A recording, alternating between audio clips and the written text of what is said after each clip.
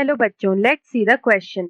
The question is the process of dash and dash generate variation and the dash produces adaptation to the environment. तो यहाँ पे हमें fill in the blanks यहाँ पे complete करना है.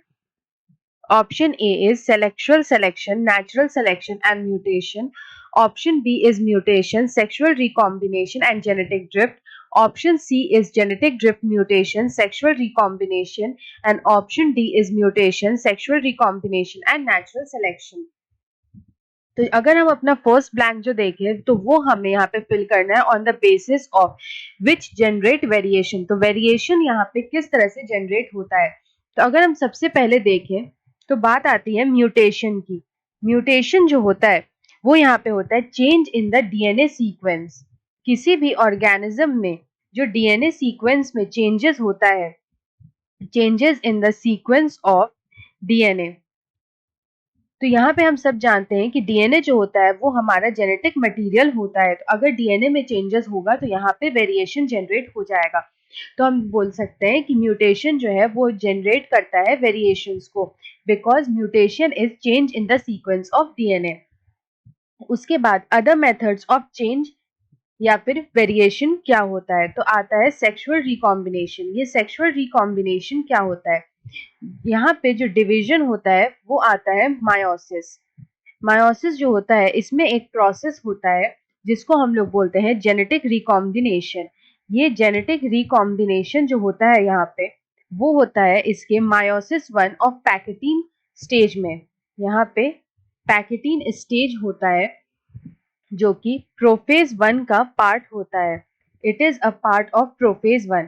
तो यहाँ पे पैकेटीन में जेनेटिक रिकॉम्बिनेशन होता है between non sister chromatids, between non sister chromatids of homologous chromosomes.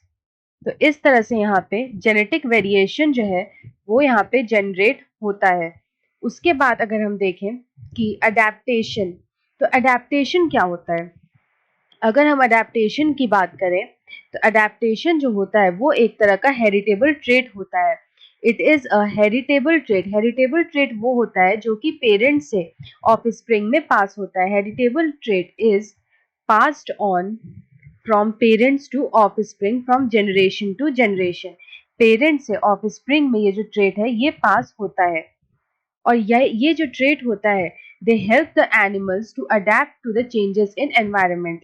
They help animal to adapt to the changes in the environment. Environment में जो changes होते हैं उसको adapt करने में ये help करता है. और ये the whole process of adaptation is the result from natural selection.